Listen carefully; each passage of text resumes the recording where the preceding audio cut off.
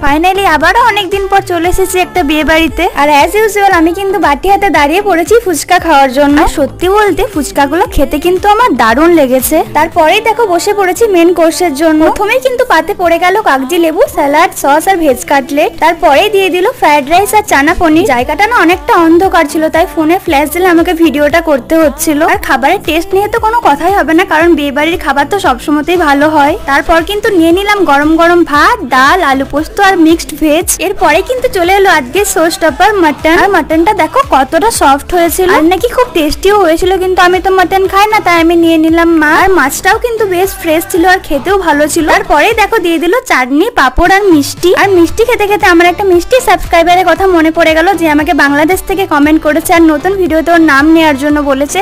তো হাই মিষ্টি, কেমন আছো? থ্যাংক ইউ এত সুন্দর কমেন্ট করার জন্য।